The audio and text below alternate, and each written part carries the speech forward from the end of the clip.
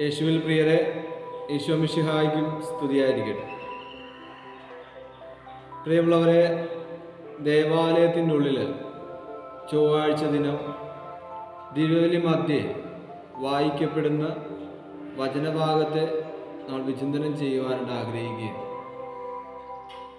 ഇതൊരു ആത്മപരിശോധനയാണ്. ക്രിസ്ത്യാനി ദേവാലയത്തിലേക്ക് കടന്നു വരുമ്പോൾ അവനെന്താണ് ലഭിക്കുന്നത്? ഒരു ദേവാലയം ഒരു ദേശത്തുണ്ടായിരിക്കുമ്പോൾ ആ ദേശത്ത് എന്താണ് ലഭിച്ചുകൊണ്ടിരിക്കുന്നത്? അതോടൊപ്പം തന്നെ ദേവാലയത്തിലേക്ക് എത്തുന്ന മാനസിക, ശാരീരിക, ആത്മീയ രോഗങ്ങളാൽ അടിമപ്പെടുന്നവർക്ക് ദൈവം എന്താണ് നൽകിക്കൊണ്ടിരിക്കുന്നത്? ഒന്നാമതായിട്ട് ദേവാലയം ആ ദൈവത്തിൻ്റെ ആലയമാണ്. ആ ദേവാലയം ഒരു ദേശത്തുണ്ടാകുമ്പോൾ ആ ദേശത്ത് മനുഷ്യരൊക്കെയും ദൈവത്തിൽ ആശ്രയിച്ചുകൊണ്ട് ദൈവത്തെ ആരാധിക്കുവാനായിട്ട് അവരെത്തിച്ചേരുമ്പോഴേക്കും ദൈവം അവിടെ സന്നിഹിതനാണ്. ദൈവത്തിൻ്റെ ആലയത്തിൽ ദൈവം ഇരുന്നു കൊണ്ട്, ദൈവം അവരുടെ കൂടെ ആയിരുന്നു കൊണ്ട്, സൈന്യങ്ങളുടെ കർത്താവാണ്, നമ്മുടെ കൂടെയാണ് അവൻ വസിക്കുന്നത് എന്നവർ പ്രഘോഷിക്കുകയും, രണ്ടാമതായിട്ട് ഒരു ദേശത്ത് ഒരു ദേവാലയം ഉണ്ടാകുമ്പോഴേക്കും ഒന്നാമതായിട്ട് ആ ദേവാലയത്തിൽ എത്തിച്ചേരുന്നവർ ശുദ്ധീകൃതരാകും. രണ്ടാമതായിട്ട് ഒരു ദേശത്ത് ഒരു ദേവാലയം ഉണ്ടാകുമ്പോഴേക്കും ആ ദേവാലയത്തിൽ നിന്ന് ഒഴുകുന്ന നദി അത് കിഴക്കോട്ടാണ് ഒഴുകിക്കൊണ്ടിരിക്കുന്നത്. നമ്മളെപ്പോഴും ചിന്തിക്കേണ്ടത് ഈ ഭൂമിയിലുള്ള നദികളൊക്കെ അത് പടിഞ്ഞോട്ടൊഴുകി കടലിനെ ശുദ്ധമാക്കും. ആ നദി ഒഴുകി കടലിലേക്ക് എത്തിച്ചേർന്ന് ആ കടലിനെ ശുദ്ധീകരിക്കും.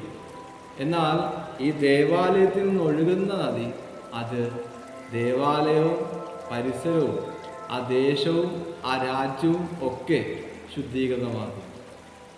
എസെക്കിയേൽ പ്രവാചകന്റെ പുസ്തകത്തിലൂടെ പറയുകയാണ്, 1000 മുഴം അളന്നു കഴിഞ്ഞപ്പോൾ അവൻ്റെ കണങ്കാലിനത്ത് വെള്ളം, പിന്നെയും അളന്നു കഴിഞ്ഞപ്പോൾ അരയോളമാണ്.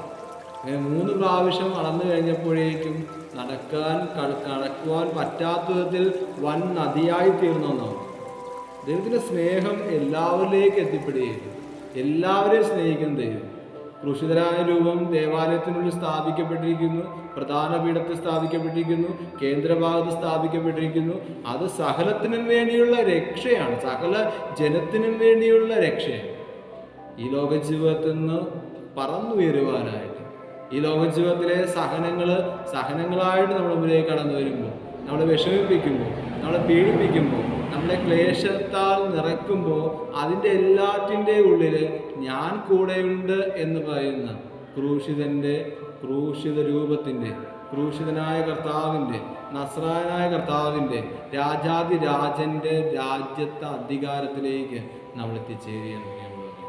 ദേശം അനുഗ്രഹിക്കപ്പെടുകയും ഇനി ദേവാലയത്തിലേക്ക് എത്തിപ്പെടുന്ന മാനസിക, ശാരീരിക, ആത്മീയ രോഗങ്ങളുള്ളവർ അവരൊക്കെ അവർ പോലും അറിയാതെ തങ്ങളുടെ ജീവിതം നവീകരിക്കപ്പെടുകയും, ഇന്നത്തെ വചനത്തിലേക്ക് നോക്കുമ്പോൾ കർത്താവ് അവയ്ക്ക് വേണ്ട എല്ലാം അവിടുന്ന് പ്രദാനം ചെയ്യുന്നു. അവർക്ക് അതിൻ്റെ ബലം കിട്ടുന്നു. അതിനൊപ്പം തന്നെ രോഗസൗഖ്യവും നൽകുന്നു എന്ന്, രോഗസൗഖ്യവും രോഗശമനവും ഒക്കെ നൽകുന്നുവെന്ന് ഇന്നത്തെ എസെക്കിയേൽ പ്രവാചകന്റെ പുസ്തകം അവസാന വചനത്തിലേക്ക്, നമ്മൾ ഇന്നത്തെ എസെക്കിയേൽ പ്രവാചകന്റെ പുസ്തകം വായിച്ചു തീർക്കുമ്പോഴേക്കും നമുക്ക് കാണുവാനായിട്ട് സാധിക്കും. അതേപോലെ തന്നെ ഇന്ന് ബത്ശീദാ കുളക്കരയിൽ രോഗിയായി കിടന്ന ആ മകനോട് കർത്താവ് കരുണ കാണിച്ച് അവനെ ഇതിൻ്റെ കിടക്കയും എടുത്തിട്ട്, കുറേ വർഷങ്ങളായിട്ട് കിടക്കുകയാണ്, പക്ഷെ അവൻ്റെ കിടക്കയും എടുത്തുകൊണ്ട് നടക്കുക എന്ന് യേശു പറയുകയാണ്. പക്ഷെ കണ്ടവരൊക്കെ മനുഷ്യരൊക്കെ അതിന് കുറ്റം വിധിക്കുമ്പോൾ ദൈവത്തിൻ്റെ പ്രവർത്തനം അതിനേക്കാൾ വിസ്തൃതമാണ്, വിശാലമാണ്, അത് വിസ്മയകരമാണ്, അത് അത്ഭുതകരമാണ്. മനുഷ്യദൃഷ്ടിക്ക് ഒരിക്കലും അത് മനസ്സിലാക്കിയെടുക്കുവാനായിട്ട് സാധിക്കത്തില്ല. പ്രിയ സഹോദരങ്ങളെ, ഈ പറഞ്ഞ 3 കാര്യങ്ങൾ വളരെ പ്രധാനപ്പെട്ടതാണ്. നിങ്ങൾ ദേവാലയത്തിലേക്ക് വരുമ്പോൾ ഇത്തിരികൂടിയൊക്കെ തീക്ഷ്ണതയുള്ളവരാണ്. ഈ 3 കാര്യങ്ങൾ: 1, ദേവാലയത്തിലേക്ക് നമ്മൾ എത്തിച്ചേരുന്നു, ദൈവത്തിൻ്റെ ആലയമാണ്, ദൈവത്തെ ആരാധിക്കുവാൻ എത്തിച്ചേരുന്നു. 2, ആ ദേവാലയം നിൽക്കുന്ന പ്രദേശം, ആ ദേവാലയം നിൽക്കുന്ന രാജ്യം അത് വിസ്തൃതമായിട്ട് കർത്താവിനാൽ അനുഗ്രഹിക്കപ്പെടുകയാണ്, ശുദ്ധീകൃതമായിട്ട് ഒരു ദേശമായിട്ട് മാറുകയാണ്. ചുറ്റുമൊക്കെ താമസിക്കുന്നവരൊക്കെ അത് ഈ സമ്പന്നതയിലേക്കും സമാധാനത്തിലേക്കും ശാരീരിക മാനസികമായിട്ടുള്ള എല്ലാവിധ ഐശ്വര്യത്തിലേക്കും കടന്നു വരികയും മൂന്നാമതായിട്ട് ഇത് ശാരീരിക, മാനസിക, ആത്മീയ രോഗങ്ങളുള്ളവർക്ക് പോലും അവർ പോലും അറിയാതെ കർത്താവ് അവരെ ശുദ്ധീകരിക്കുകയും ദൈവത്തിൻ്റെ സ്നേഹത്തിലേക്കാണ് കടന്നു വരുന്നത്. കർത്താവ് നിങ്ങൾ അനുഗ്രഹിക്കട്ടെ. നമ്മൾ ബുധനാഴ്ച, ചൊവ്വാഴ്ച ദിവസം നമ്മുടെ വീടുകളിൽ തിങ്കളാഴ്ച ദിനം വൈകുന്നേരം നമ്മൾ വായിക്കുന്ന ഈ വചനം ചൊവ്വാഴ്ച കുർബാനയ്ക്ക് വേണ്ടി ഒരുങ്ങുവാനായിട്ടുള്ളത്. അത് നിങ്ങൾ ദൈവം സഹായിക്കട്ടെ എന്ന് പ്രാർത്ഥിക്കുന്നു.